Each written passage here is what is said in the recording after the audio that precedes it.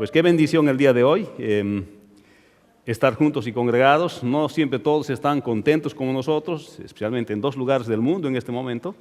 En Venezuela, quisiera pedirles que oren por Venezuela, para que el Señor pueda traer paz a esa nación. Él conoce los corazones de todos, gobernantes y gobernados, que conoce los conflictos que tienen, los intereses, las motivaciones de sus corazones. Dios los ve como una nación, por tanto, merecen nuestra oración y debiéramos orar para que la paz vuelva a Venezuela.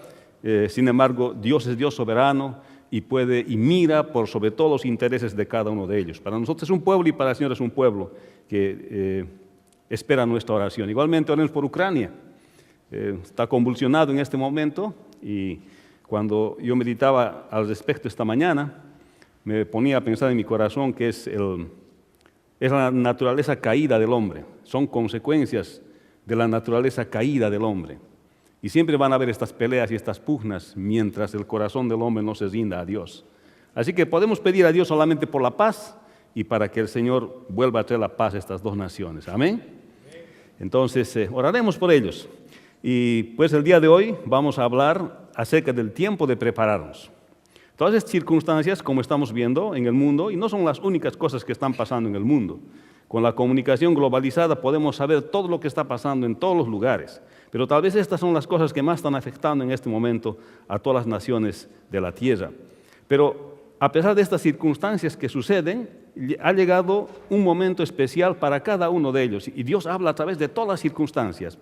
Y ha llegado el tiempo de prepararnos. Y justamente esto es lo que vamos a hablar el día de hoy. En Hechos, en el capítulo 9, del versículo 32 al versículo 43. Y la Escritura está diciendo lo siguiente. Aconteció que Pedro, visitando a todos, vino a los santos que habitan en Lida. Y halló allí a uno que se llamaba Eneas, que hacía 8 años que estaba en cama, pues era paralítico. Y le dijo: Pedro, Eneas, Jesucristo te sana, levántate y haz tu cama. Y enseguida se levantó y le vieron todos los que habitaban en Lida y en Sarón, los cuales se convirtieron al Señor. Había entonces en Jope una discípula llamada Tabita, que traducido quiere decir Dorcas, abundaba en buenas obras y en limosnas que hacía. Y aconteció que en aquellos días enfermó y murió, y después de lavada la pusieron en una sala. Y como Lida estaba cerca de Jope, los discípulos, oyendo que Pedro estaba allí, le enviaron 2 hombres a rogarle: no tardes en venir a nosotros. Levantándose entonces Pedro fue con ellos, y cuando llegó le llevaron a la sala donde les rodearon todas las viudas, y llorando mostrando las túnicas y los vestidos que Dorcas hacía cuando estaba con ellas. Entonces, sacando a todos, Pedro se puso de rodillas y oró, y volviéndose al cuerpo dijo: Tabita, levántate. Ella abrió los ojos y al ver a Pedro se incorporó, y él dándole la mano la levantó. Entonces, llamando a los santos y a las viudas, la presentó viva. Esto fue notorio en toda Jope, y muchos creyeron en el Señor. Y aconteció que se quedó muchos días en Jope, en casa de un cierto Simón, curtidor. Padre bueno, te pedimos la bendición de tu Espíritu, y que el Espíritu Santo de la promesa nos ayude iluminando nuestros corazones para que podamos captar lo que tú nos quieres decir a cada uno de nuestros corazones. A la vez que oramos, Señor, por Venezuela, por esa nación que tú conoces, Señor, las motivaciones de los líderes, del pueblo en general, de cada corazón, tú conoces uno por uno. Igualmente, Señor, esta nación en Ucrania, tú conoces el corazón de cada uno de ellos, de las naciones que circundan, de todos los intereses que hay alrededor. Pero tú eres el que va a proteger y va a bendecir, Señor, a aquellos que se humillan delante de ti. Bendice estas naciones, mándales de tu paz, Señor. En el nombre de Jesús te pedimos que nos bendigas en esta palabra. Amén. Hermanos, aquí hay 3 versículos claves en este pasaje que estamos leyendo. Primeramente, este es un pasaje de transición. Acuérdense lo que dice el Señor, le dice: y me serán testigos. Primeramente ustedes serán testigos. Capítulo 1, versículo 8 les dice: serán testigos primeramente en Jerusalén, luego en Samaria y hasta lo último de la tierra. Judea, Jerusalén, Samaria y hasta lo último de la tierra. Pero lo que hemos ido hablando hasta el momento ha sido más o menos hasta Samaria, Judea y Samaria, Jerusalén, Judea y Samaria. Y a partir de este punto el Evangelio se va a difundir más allá de las fronteras de lo que era Judá y de lo que era Israel. Se va a difundir mucho más allá. Y entonces va a empezar a entrar a territorio totalmente diferente y a personas de cultura totalmente diferente a los que tenían el trasfondo judío. Y entonces este pasaje es un pasaje de transición, es un pasaje de preparación. Está preparándole Dios desde su perspectiva a su iglesia para que ministre a un pueblo totalmente diferente al pueblo judío. Y le está preparando también al apóstol Pedro para que él ministre a ese pueblo que viene más allá de las fronteras de Israel. Aquí hay tres versículos claves en este pasaje. El versículo 34 dice, y le dijo Pedro, Eneas, Jesucristo te sana, levántate y haz tu cama. Y enseguida se levantó. Aquí se produce un milagro. Y el autor Lucas de Hechos está resaltando este milagro porque ocurre que esta persona, Eneas, y este pueblo que se llama Lida, es un lugar donde no solamente hay judíos, hay también gentiles, hay personas que no son de la nación judía.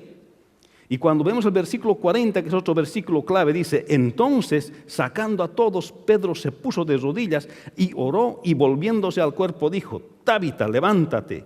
Y ella abrió los ojos al ver a Pedro y se incorporó. Cuando vemos la escritura acá, nos damos cuenta de que el autor está resaltando dos milagros, a Eneas y a Dorcas, que se llama Tabita, que su nombre significa gacela. Está haciendo este milagro y está mostrando el autor que está haciendo este milagro en medio de los judíos, pero también rodeado de una gran cantidad de gentiles. Es por eso que es una transición, porque normalmente para los judíos de aquel tiempo, ellos no se mezclaban con los gentiles, definitivamente no se sentaban a comer, no andaban con ellos, no iban a sus casas, no entraban a sus casas, sencillamente no pasaban tiempo con los que no eran judíos, o sea, con los gentiles. Pero en este pasaje vemos cómo Dios, el Señor Jesucristo, hace milagros a través del apóstol Pedro en este ambiente gentil donde había judíos, y resalta este pasaje. Por eso es que el autor está tratando de mostrarnos claramente que es un pasaje de transición. Lo que antes se hacía solamente entre los judíos, ahora se está empezando a hacer entre los gentiles. Y hay otro versículo clave también, que es el versículo 43. Dice, y aconteció que se quedó muchos días en Jope, en casa de un cierto Simón curtidor. Esto es de observar. Cuando observamos bien la escritura nos vamos a dar cuenta qué es lo que el autor está queriendo decir acá. Ocurre que los israelitas normalmente no entraban en contacto con personas que tocaban animales muertos, porque decía la ley que eran ceremonialmente impuros, que eso no tenían que esperar hasta en la tarde para poder entrar en contacto con su familia y con el resto de la congregación. Y esto no era una práctica común de los israelitas. O sea, el hecho de estar Pedro y quedarse en la casa de Simón el curtidor, una persona que está en contacto con cuerpos muertos todo el tiempo, dice algo más que lo que es solamente estar con los gentiles. No era solamente estar con los gentiles, sino que ahora estaba en contacto con una persona que era ceremonialmente impura. Esto significaba mucho para un judío. Es por eso que este pasaje es un pasaje transicional.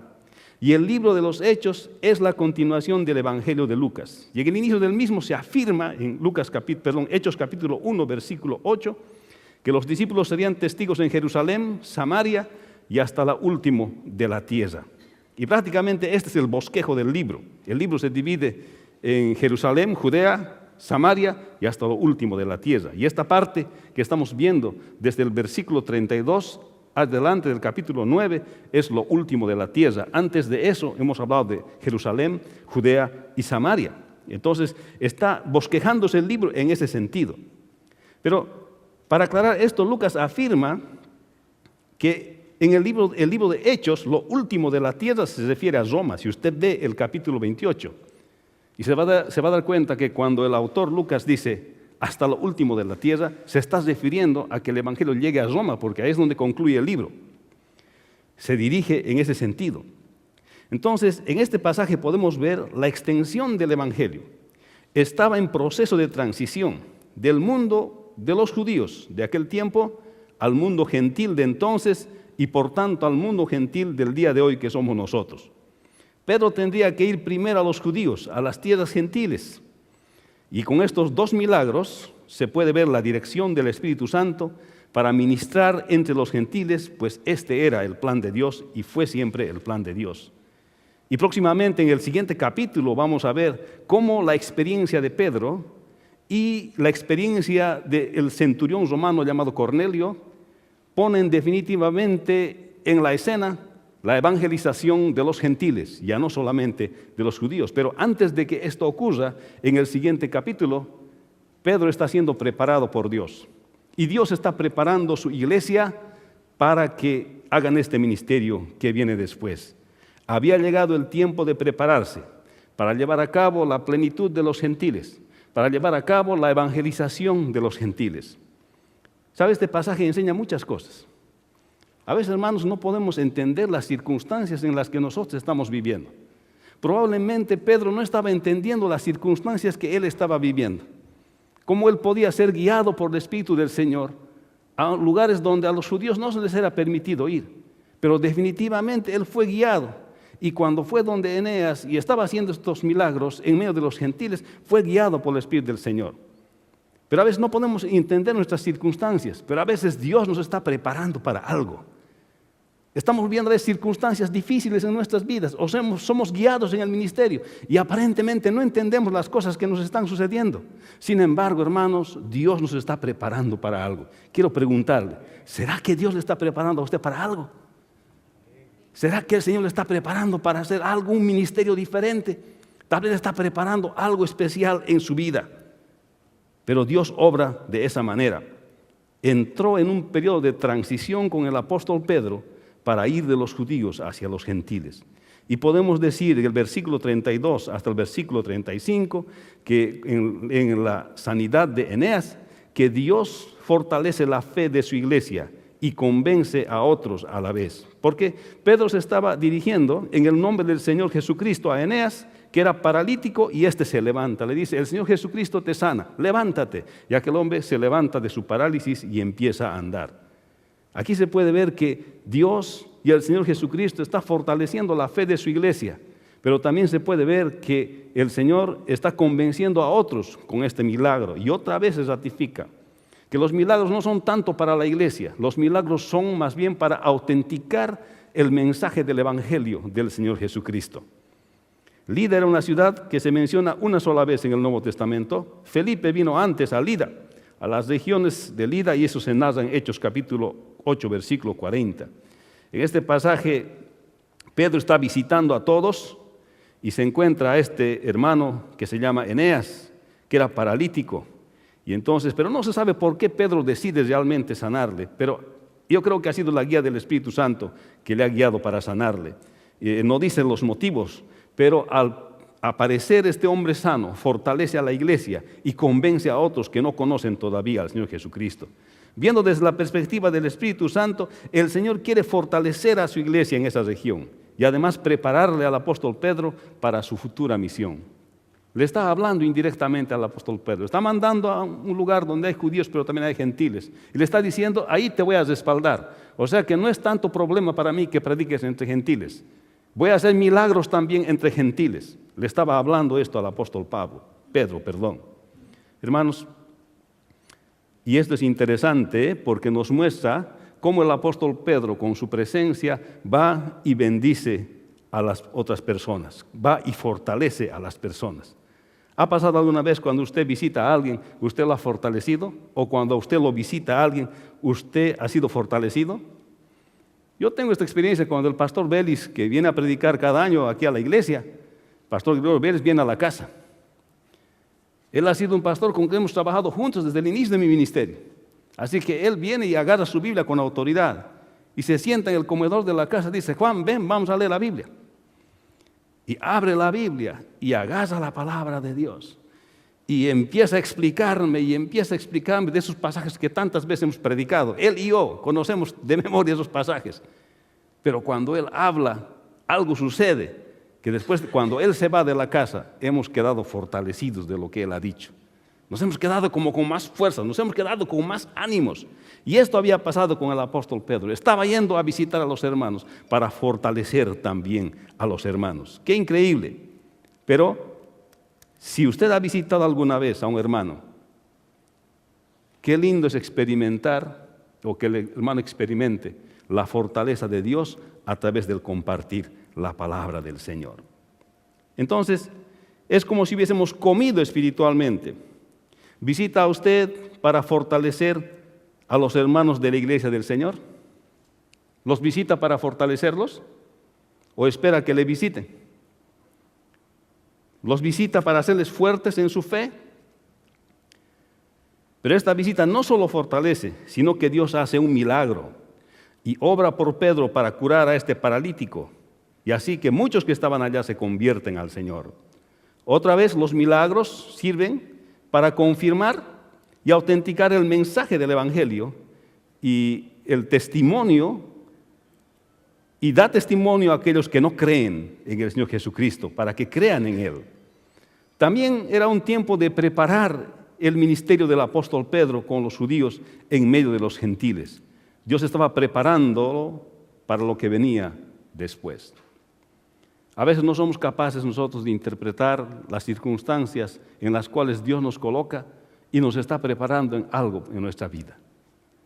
Hermanos, a veces no tenemos esa sabiduría como para entender cómo Dios nos está preparando actualmente para una cosa que viene después, especialmente en las cosas del ministerio.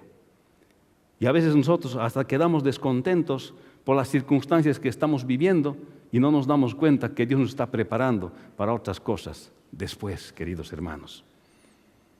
Dios anima a los discípulos y convence a otros que creer en Él. En el versículo 36 al 43, en el milagro que el apóstol Pedro hace por el poder de Dios al resucitar, no él, sino el Señor, a Tabita, a Dorcas, podemos ver que Pedro ora por Dorcas y ésta resucita y él la presenta viva.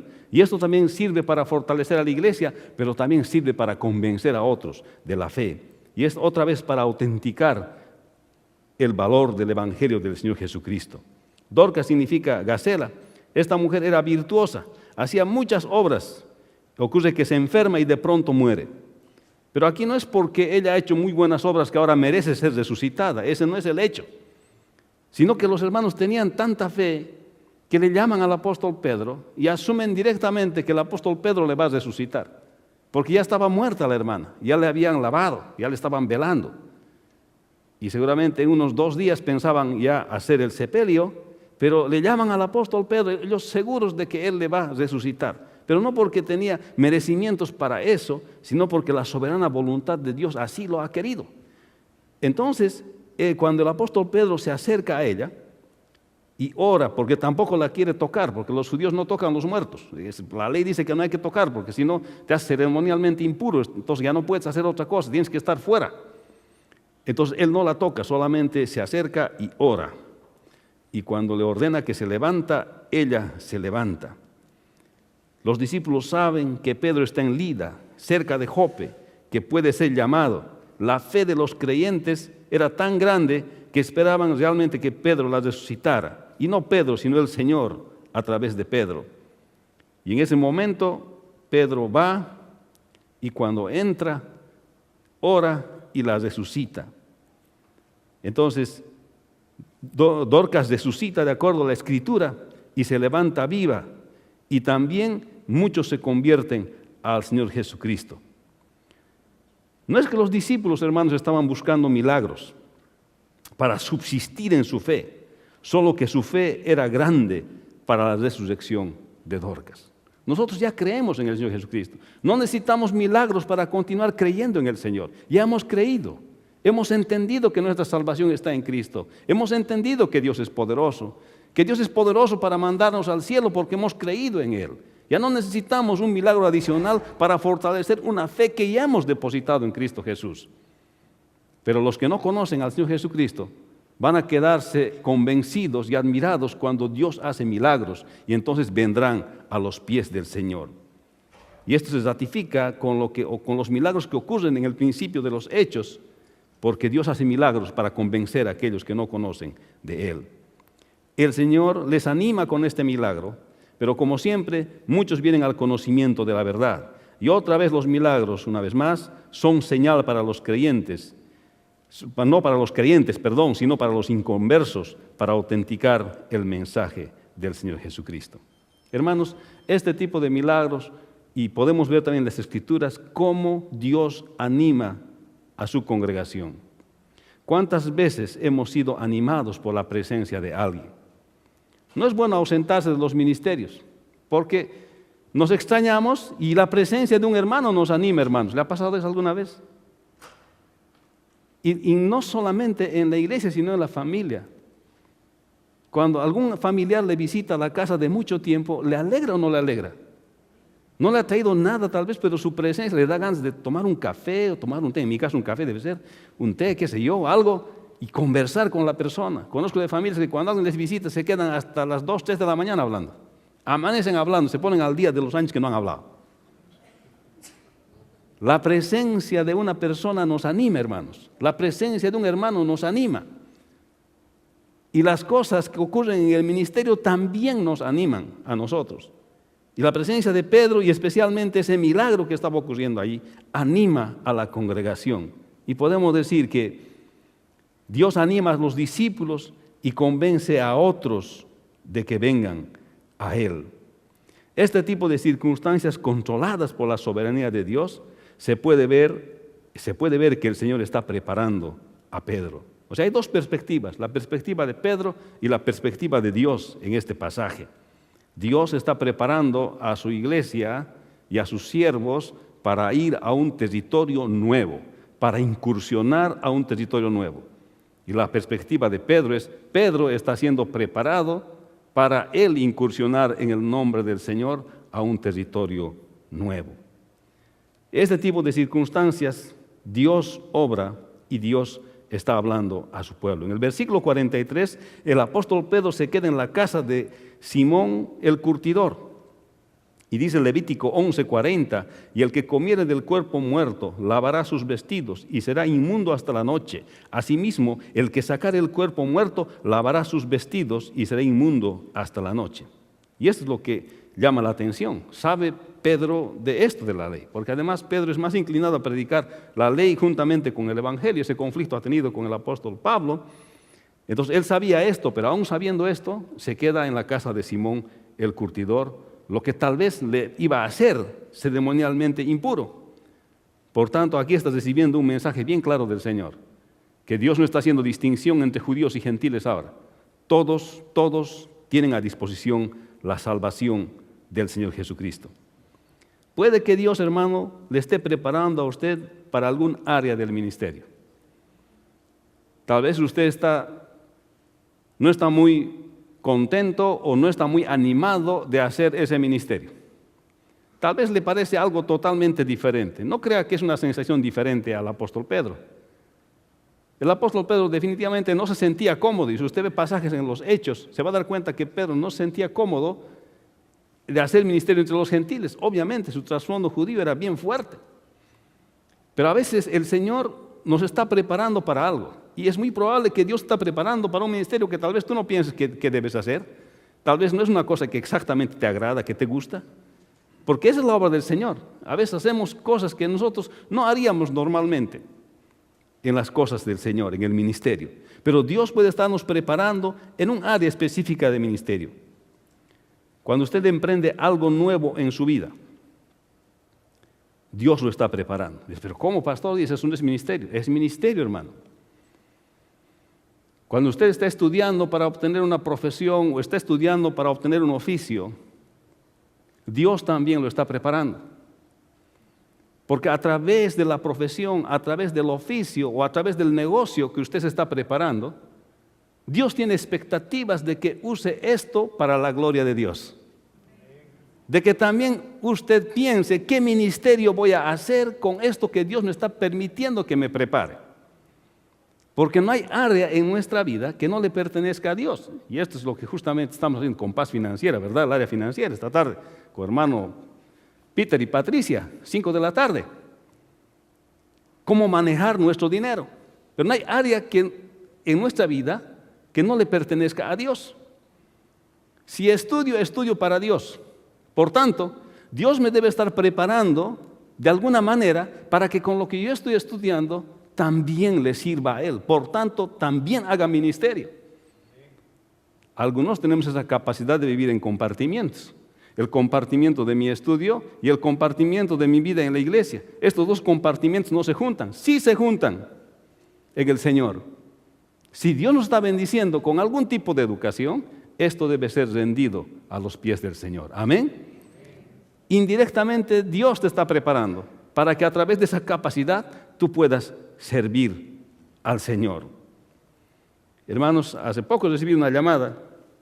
Yo enseñaba electricidad en varias escuelas aquí en el norte de Virginia. He recibido una llamada y de tiempo. Y me dicen, profesor, para ellos soy profesor, pues. Dice, profesor, hemos estado revisando nuestros récords y usted ha enseñado en nuestra escuela por bastante tiempo y hemos estado considerando de volverlo a invitar para que enseñe. Entonces yo estoy pues en la escritura, estoy en las cosas de la palabra del Señor, estoy en el ministerio organizando, haciendo muchas cosas para la palabra del Señor, pero me pongo a pensar y digo, ¿qué es lo que Dios me está diciendo con esto? ¿Qué es lo que Dios me quiere decir con esto? Probablemente algo Dios me está hablando. Y tal vez debiera pensar yo mismo, ¿para qué Dios me está preparando? ¿Qué oportunidades Dios me está abriendo para compartir su palabra? Amén. ¿Qué oportunidades Dios nos está abriendo para compartir su palabra?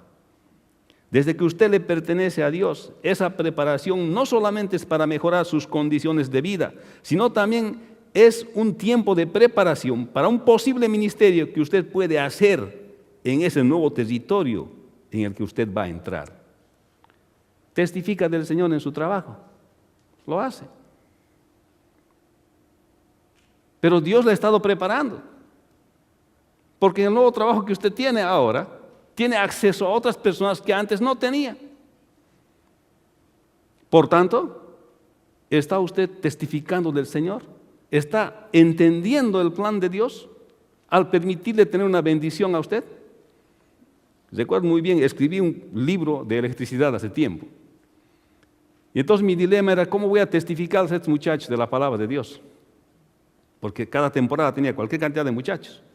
O sea, ¿cómo les voy a testificar del Señor? Porque no puedes hablar de Dios en las escuelas y no puedes hablar abierto, a menos que alguien te pregunte.